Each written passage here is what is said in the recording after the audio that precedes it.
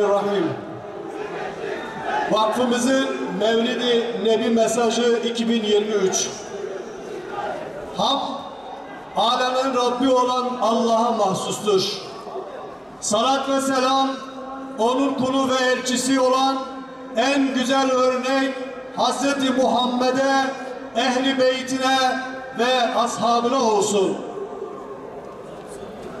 Belayı vera, musibeti nasihat bilenler için en güzel örnek Hazreti Muhammed'dir.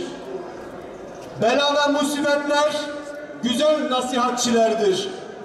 Gaflet perdesine ve ölüm sarhoşluğuna karşı etkili birer öğüttür. Onun için doğal afetler, depremler, hastalık ve salgınlar müminler için günahlardan arınma, Allah'a yakınlaşma ve hatalardan ders çıkarma vesilesi edinilmelidir. Onlar başlarına bir musibet gelince biz şüphesiz Allah'a aitiz ve şüphesiz ona döneceğiz derler. Bakara 156. Paylaşmayı dayanışma, yardımlaşmayı sorumluluk edinenler için en güzel örnek Hazreti Muhammed'dir.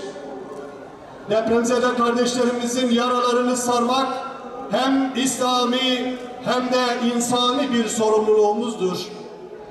Hem fani dünyada hem de ebedi ahiret yurdunda mutlu olmanın esaslarından biri sadece Allah rızası için paylaşabilmek ve bunun hazzına varabilmektir. Allah rızası için verilen bir sadakanın mazlumların yüzünde oluşturduğu sevincin tarifi imkansızdır. Muhsin, güzel işlerle süslenmiş kimsedir. Yüce kelam, muhsin olana armağan bir naiflikle şöyle emir buyuruyor. Onlar bollukta da darlıkta da harcarlar. Öfkelerini yutup insanları affederler. Allah iyilik yapanları sever. Ali İmran 134. Hakka sarılmayı izzet, haktan uzaklaşmayı zillet görenler için en güzel örnek Hazreti Muhammed'dir.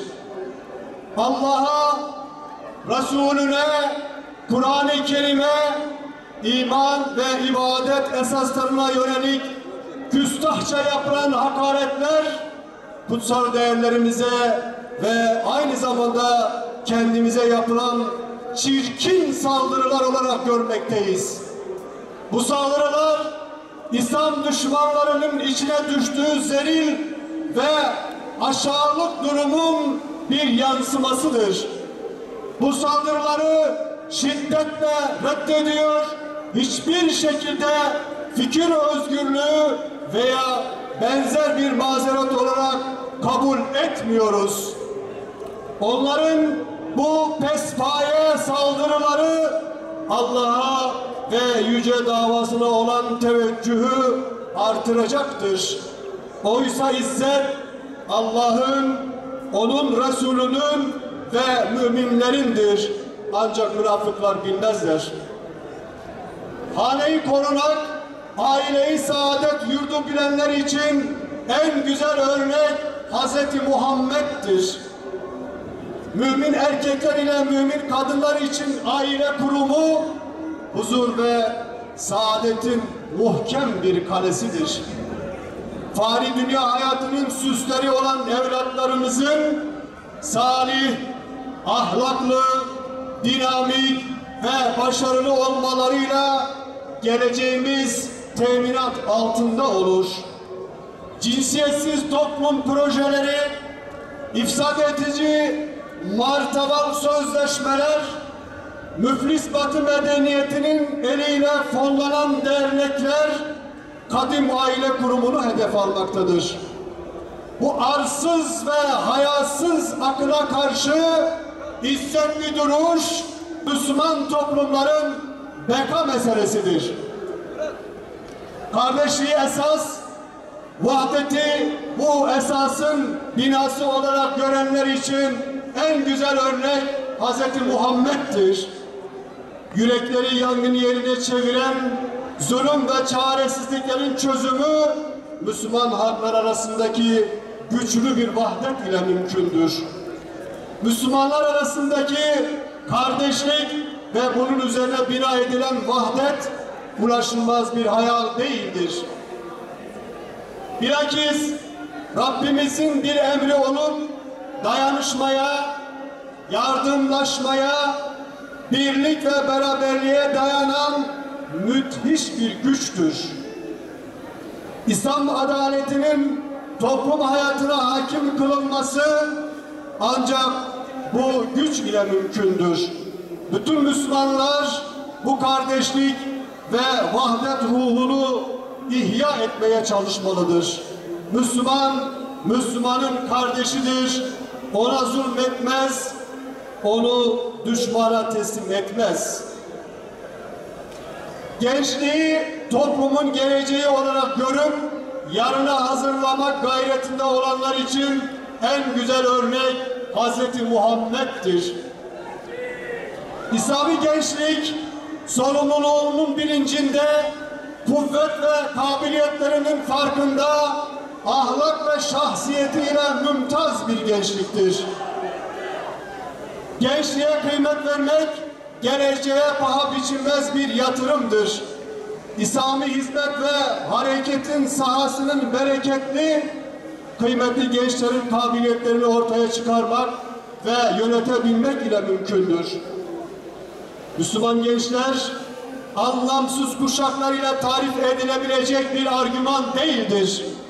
Müslüman gençliğin kıymeti, İslam tarihinin her döneminde yaptıkları ve yapabilecekleri ile değerlendirilmelidir.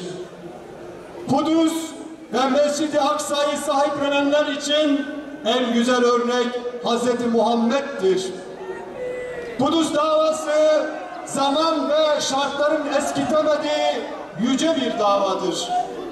Bitmeyen bir söz, İzzetli bir duruş ve beklenen bir zaferdir.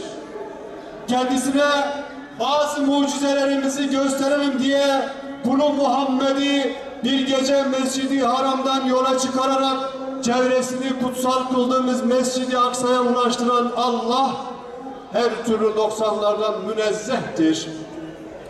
Mescid-i Aksa müminler için vazgeçilmez kutsal bir dava ve vefa borcudur. Bu vefa borcu her devranda tekrarlanacak bir nakarat ve hakikattir.